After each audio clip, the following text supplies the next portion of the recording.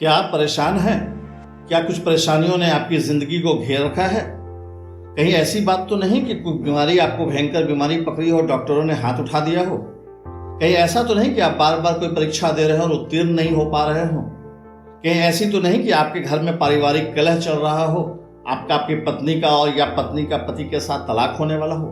किसी भी प्रकार की कोई भी परेशानी आपकी ज़िंदगी में हो, आज मैं आपको बताने जा रहा हूँ एक सटीक समाधान, बहुत छोटा सा समाधान, जिस प्रक्रिया को आप अगर पूरा करेंगे, नियमतः आप अगर उसका पालन करेंगे, तो इन तमाम परेशानियों से, तमाम झंझटों से आपका छुटकारा हो जाएगा।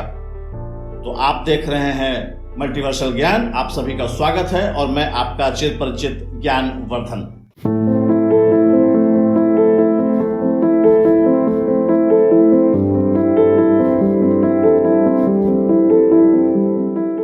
तो चलिए शुरू करते हैं इस वीडियो को और आपको आपकी समस्याओं का समाधान बताते हैं। बहुत छोटी सी प्रक्रिया है, इसको आप चाहें तो पहले कॉपी पेंसिल निकाल लें, पेन निकाल लें, लिख लें तो ज़्यादा अच्छा होगा, क्योंकि इस प्रक्रिया का जो नियम मैं बताऊंगा उस नियम का पूरा पालन करना होगा। और इस नियम के पालन से यदि आप इस प्रक्रिया को पूरा करेंगे तो मैं आपको इस पे 200% की गारंटी देता हूं कि आपकी जो समस्या है, आपकी जो परेशानी है वह दूर हो जाएगी।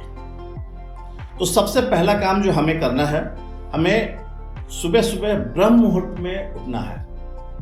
ब्रह्म मुहूर्त में उठ करके हमें, ब्रह्म मुहूर्त आप समझते होंगे सुबह 4 बजे शुरू हो जाता है, उस समय अंधेरा ही रहता है, सूर्य का उदय नहीं हुआ होता है। यानी कि सूर्य के उदय होने से पहले हमें किसी पीपल के पेड़ से 108 पत्ते तोड़ने हैं।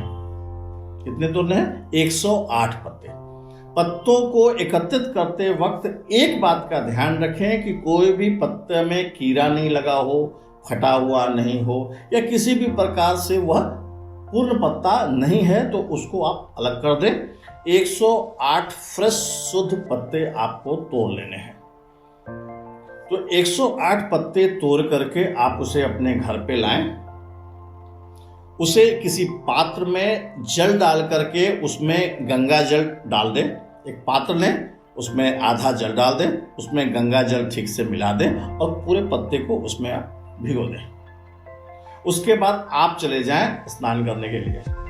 अब आप स्नान आदि करके निवृत्त होकर के आप आइए, एक एक पत्ते को उससे निकालिए और एक साफ कपड़े से पोंछते चलिए। पोंछ के आप एक पेपर बिछा लें या कोई भी पुराना अखबार बिछा ले या कोई लाल रंग का कपड़ा बिछा ले, उसके ऊपर 108 पत्ते आप सजा दें। अब हमें क्या करना है?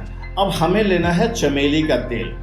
किसी भी पूजा के दुकान में आपको चमेली का तेल मिल जाएगा। उस चमेली के तेल को लें और एक कटोरे में डाल लें। उसमें आप मिलाएं सिंदूर। सिंदूर मिलाते वक्त ध्यान रखें कि वह अगर नारंगी रंग का सिंदूर है तो वह ज़्यादा फायदेमंद होगा।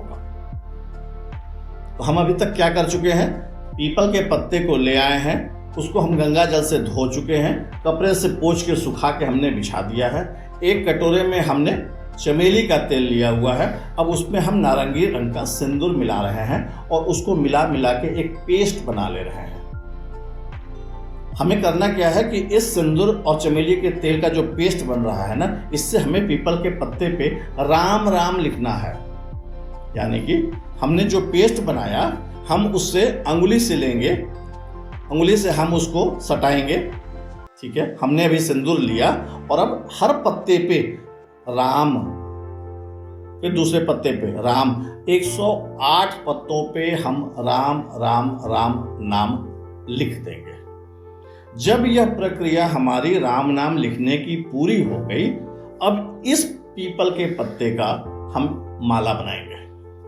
तो छोटी सी चीज़ है, पीपल के पत्ते में डंठल होती है, बड़े आराम से आप गांठ लगाते जाएंगे, माला बनता जाएगा।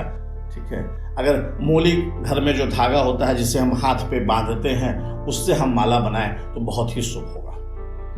तो हमने क्या किया? पीपल का पत्ता लिया है, उसके ऊपर राम नाम लिख दिया है, उस 108 पत्ते का हमने माला बना लिया है।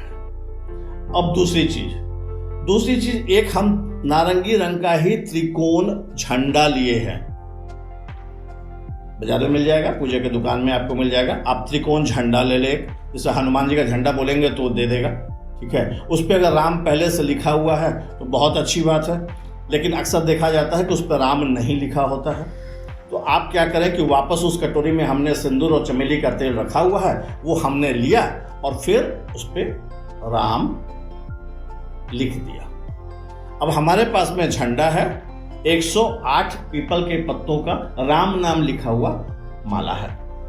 तीसरी चीज, हमें एक फ्रेश पूजा दुकान से तुलसी का माला खरीदना है। 108 का तुलसी का एक माला खरीदना है। तो हमारे पास पीपल के पत्ते का माला है, हमारे पास तुलसी का माला है, हमारे पास में ध्वज है।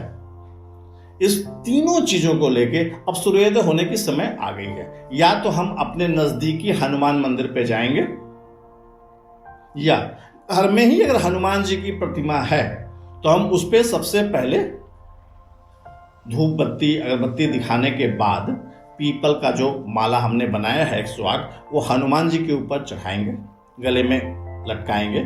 फिर तुलसी का माला हम गले में उनको लटकाएंगे और नीचे हो सके तो बूंदी के लड्डू का हम भोग लगाएंगे, उस पर तुलसी दल डाल देंगे। दल समझते हैं ना आप लोग? दल मतलब दो होता है। होता क्या है कि हम लोग बोलते हैं तो तुलसी दल है और एक तुलसी का पत्ता डाल देते हैं। दल मतलब दो, जब भी डालेंगे 2 तुलसी का पत्ता हम डालेंगे, क्योंकि तुलसी का जो दल होता है ये राम जी के भोग में लगता है और राम जी के भक्त हैं हनुमान, तो जो कुछ भी राम जी को पसंद है वह सब हनुमान जी को पसंद होता है। तो हमने हनुमान जी को पीपल के पत्ते का माला पहनाया, हमने हनुमान जी को तुलसी का माला पहनाया, हमने धूप बत्ती अगरबत्ती नीचे लगाई, उनकी पसंदीदा जो है बूंदी के लड्डू का हमने भोग लगा दिया।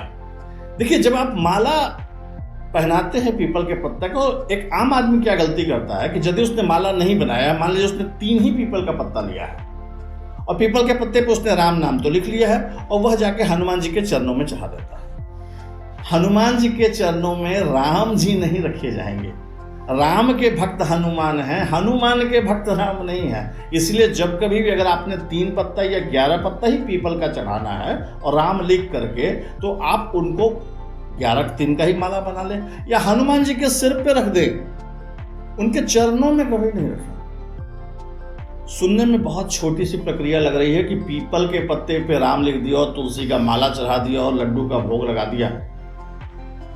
नहीं, मैं आपको सिंपल से बताता हूं कि यह प्रक्रिया आपने अगर 3, 7 या 11 अपनी अपनी परेशानियों के अनुसार पहला ही दिन जब आप ये अर्पित करेंगे ना, तो आपको प्रभाव उसी वक्त दिखने लगेगा। और अगर आपने 3 मंगलवार या 7 मंगलवार या 11 मंगलवार यदि आपने पूरा कर दिया, तो मैं आपको 200% की गारंटी देता हूं कि आपके जीवन में जो कुछ भी परेशानी होगी उसका समाधान हो जाएगा और आप लाइफ में सक्सेसफुल हो जाएंगे।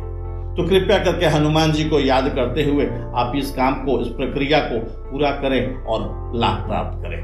धन्यवाद।